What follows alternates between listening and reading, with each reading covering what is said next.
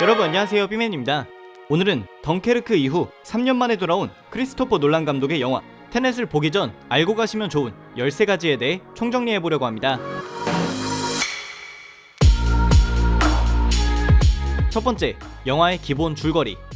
영화 테넷은 국제 스파이 활동이 만연하는 시대에 주도자라고 알려진 이름 없는 CIA 요원을 테넷이라는 비밀 조직이 고용하며 시작됩니다. Welcome to the afterlife. 테넷은 시간에 얽힌 사건들을 해결하는 집단인데 이들의 최근 임무는 바로 안드레이 사토르라는 남자를 막는 것.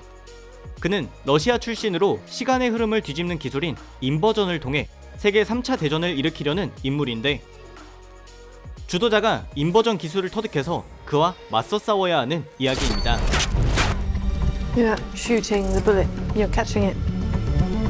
두 번째, 테넷은 역대 크리스토퍼 놀란 감독의 영화 중 특수효과를 최저로 사용한 영화 중 하나인데 이번에는 150분의 런닝타임 중 총 280개의 장면에서만 컴퓨터 그래픽이 사용되었습니다. 참고로 다크나이트에서는 650개, 인셉션은 500개,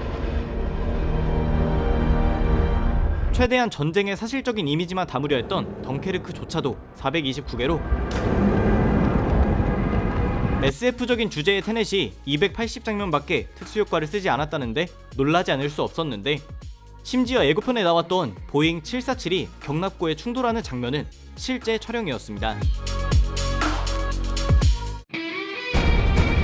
세 번째, 21세기를 대표하는 영화 음악 제작자 한스 지머는 2006년 이후 놀란 감독의 모든 영화에 삽입되는 음악을 제작해 왔는데 It's not possible. No, it's necessary. 테넷의 경우에는 듄이라는 영화의 음악 제작 스케줄과 겹쳐서 어쩔 수 없이 참여를 거절했다고 합니다.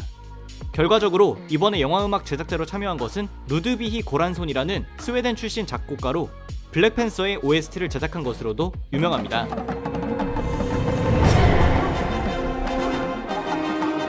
네 번째, 테넷은 놀란 감독과 배우 마이클 케인이 함께한 8번째 영화입니다. 참고로 덩케르크에선 목소리 카메오로 이름을 올렸습니다. 다섯 번째, 테넷은 놀란 감독의 11번째 영화이자 IMAX 카메라로 촬영되고 70mm IMAX로 개봉한 6번째 영화인데 영화에 사용된 IMAX사의 카메라는 한 대에 약 5억 원 정도이고 렌즈도 5억 원에 육박하는 것이 있는데 영화 제작자의 요구에 따라 커스텀 제작도 가능합니다.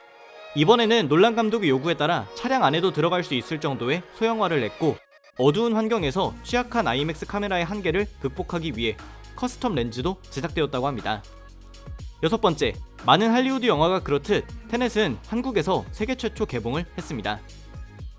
일곱 번째, 테넷이라는 단어는 라틴어로 적혀있는 사토루 마방진에 쓰여있는 단어 중 하나인데 한국어로 치자면 이효리, 거꾸로 해도 이효리 같은 원리의 단어들이 적혀있는 정사각형입니다.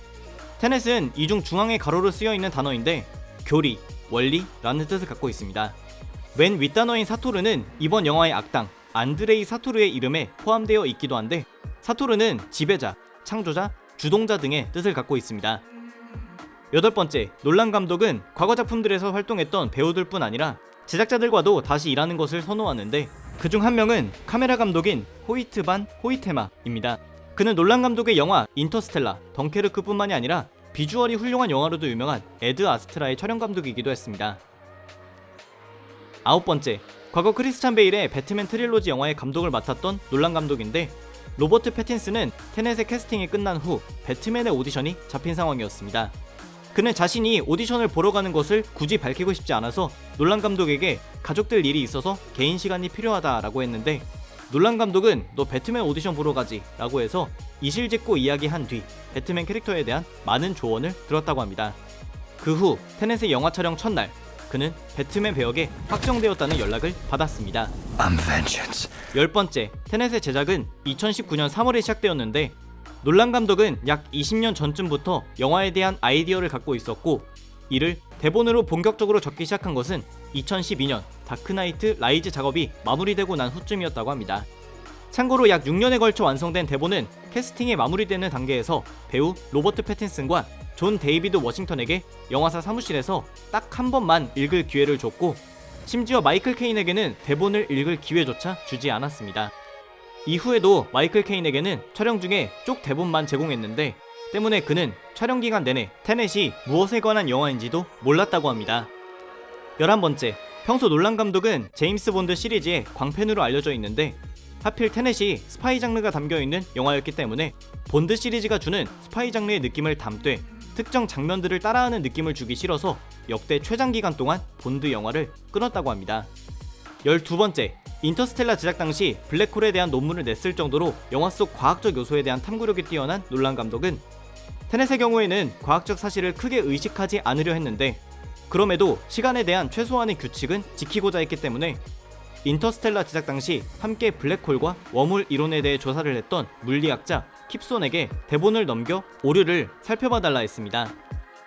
13번째, 앞서 말했듯이 놀란 감독은 테넷에서 역대급으로 적은 특수효과를 사용했는데 최소화를 위해 그가 선택한 촬영 방법 중 하나는 같은 장면을 앞으로 한 번, 또 되감듯이 한 번 촬영한 뒤 적당하게 섞어서 영화에 사용했다고 합니다. 여기까지가 테넷에 관한 흥미로운 13가지였습니다.